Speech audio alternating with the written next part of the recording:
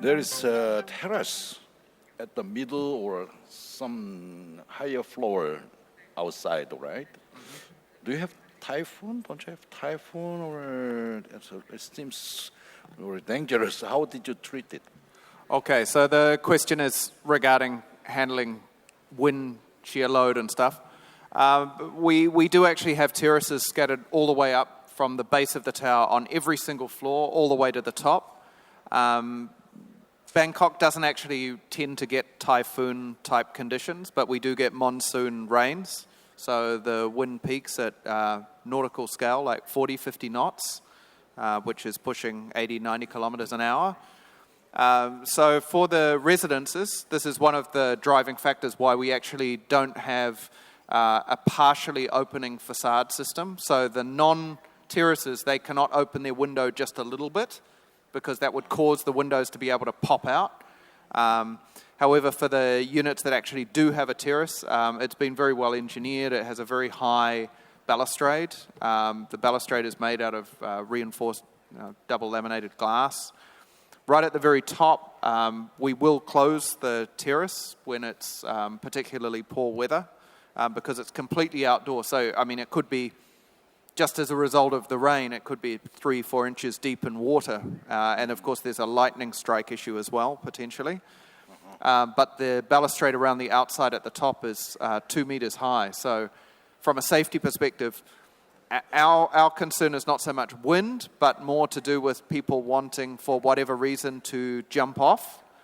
And so that's one of the reasons why we've actually tried to prevent that by ensuring that the safety of the people that visit the observation deck is high enough that they cannot accidentally or deliberately hurt themselves or somebody else. For the residence owners, we feel quite comfortable that they understand what they're getting because they have a choice of a terraced apartment or a non-terraced apartment. And can you share with us what's the process, how they pick that scheme? You show us like in the earlier stage that you propose like 5 or 6 scheme, different shape of diamonds. Or why they pick that scheme that was developed? And then during the process, what's the approval process that will somehow kind of influence the design, and how do you get approvals process?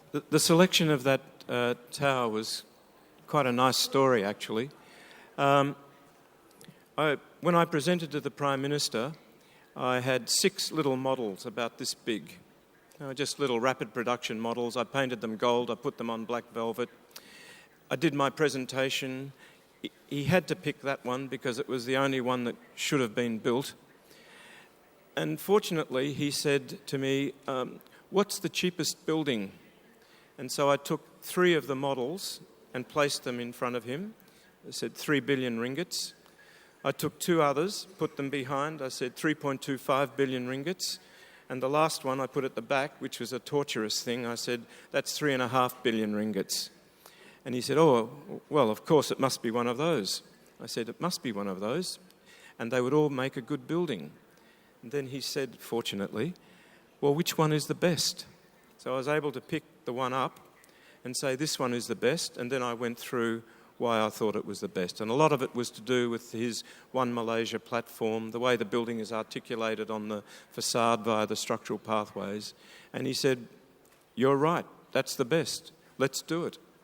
So that was a very great outcome. Could have gone anyway, really, but a little bit of luck, a little bit of manoeuvring, but it was good. He was quite good in that process. In terms of permits and that sort of thing, our local architects looked after that. It goes through the same type of permitting that we go through in Australia, possibly Thailand, I'm not sure, but it went beyond the boundaries of things that they were used to. So some of the life safety features, we had to incorporate standards from other countries. My question is, besides other challenges of developing a super high-rise building in Bangkok, what the most challenges when developing the mixed-use project? You have hotel, residence, retail, right? If you have many, please name three during the course of the project, from pre-development to development and construction, and when now it's opening. Yeah. Okay, so the question is the three biggest challenges that we faced for a mixed-use development. I think probably the first one is just dealing with the intricacies of trying to incorporate multiple things into one building. We're real estate developers. Pace Development typically in the past has done single-use development, so our background is residential primarily. I personally have a background in retail, but I don't have a background in mixed use. And so we tend to have this mindset that we want to develop something that, if we're residential developers, that we can develop and walk away from. And the faster we can walk away from it, the better. Retail developers is the opposite. We're never walking away, so we develop something that is going to be very easy to run. When we start developing mixed use with multiple elements, it starts to become this awkward combination of we want to walk away as fast as possible, but we have to hang around as long as possible. And then there are the complexities of dealing with all the requirements of businesses that maybe we are not particularly knowledgeable about, such as hotel requires its own lift core. We want to put the hotel at the top, but then it makes the building far too inefficient. I'm actually amazed, maybe it's because your tower is a little bit fatter, that the hotel can be at the top, because that makes the hotel so much more awesome. For us, we couldn't put the hotel at the top. That was our original scheme. So dealing with these challenges of, if you make the retail bit the best that it can be, will it degrade from the other two parts of the tower? And likewise for the residential and the hotel components, that really was a difficult challenge to get our heads around. I suppose the second biggest challenge is always financial as a property developer. It's very easy if you have very deep pockets, like you're a government or a company that's doing a vanity endeavor, to tap wads of cash and then just come up with some crazy development. And you would have to say on some level that MahaNakhon appears to be like a crazy level development that is not necessarily based on sound economics. In our case, we're a privately run company. We're publicly listed. We're responsible to our shareholders. We don't have the Thai government sitting behind us just throwing cash at us to create a beautiful building, which makes a challenge for us because we have to justify at every single step how to make money out of this thing. In the state of Thailand's economy and the way that the different business units work, residential is the driving factor for making money out of any property development at the moment. Hotel, very tough.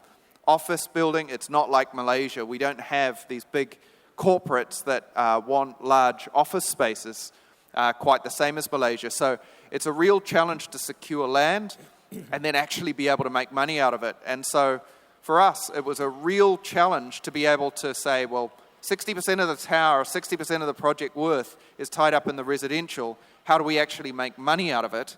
And more importantly, how do we realize enough income fast enough to be able to succeed in terms of securing bank financing? Because there's also a major lead time aspect as well. When you deliver residences and it takes a long, long time, it really becomes very difficult to sell anything.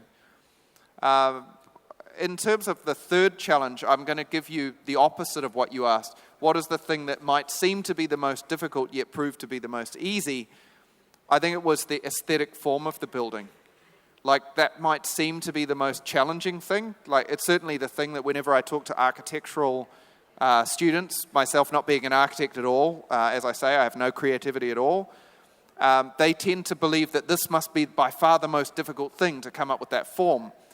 For me, not at all. It's like we wrote a brief that was reasonably challenging, and then the architectural team came back with this form that was modified quite extensively here and there, but ultimately it seemed all very, very easy. That how could the building have been anything but what they proposed? So yeah, those would be the two big challenges and the one remarkably easy challenge that we faced along the way. But yeah, rest assured, the grey hair is from MahaNakhon.